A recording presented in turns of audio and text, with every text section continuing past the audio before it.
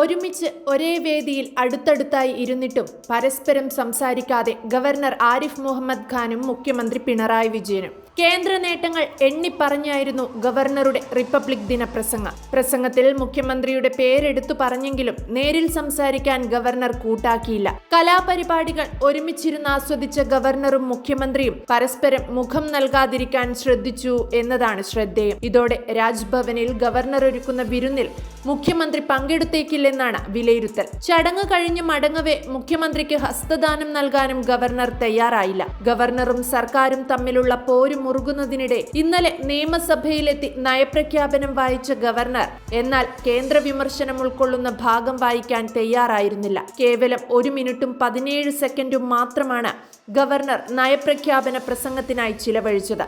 മുഖ്യമന്ത്രിയും സ്പീക്കറും നേരിട്ടെത്തി ഗവർണറെ സ്വീകരിച്ചെങ്കിലും ഇരുവരും തമ്മിൽ സംസാരിച്ചില്ല. അവസാന ഖണ്ഡിക വായിച്ചു തീർത്ത ഉടൻ ഗവർണർ സഭ വിട്ടു. ഗവർണർ വായിക്കാത്ത ഭാഗത്താണ് കേന്ദ്രത്തിനെതിരായ വിമർശനമടക്കം ഉൾപ്പെട്ടിരിക്കുന്നത്. ഇതോടെ ഗവർണർക്കെതിരെ മന്ത്രിമാരും പ്രതിപക്ഷ നേതാവും അടക്കം രംഗത്തെത്തിയിരുന്നു. തുടർന്ന് റിപ്പബ്ലിക് ദിനമായ ഇന്ന് കാലത്ത് മുഖ്യമന്ത്രിയും ഗവർണറും നേരിട്ട് കണ്ടിട്ടും ഇരുവരും പഴയതുപോലെ ഒരു ഹസ്തദാനത്തിന് തയ്യാറായില്ല എന്നതാണ് ശ്രദ്ധേയം.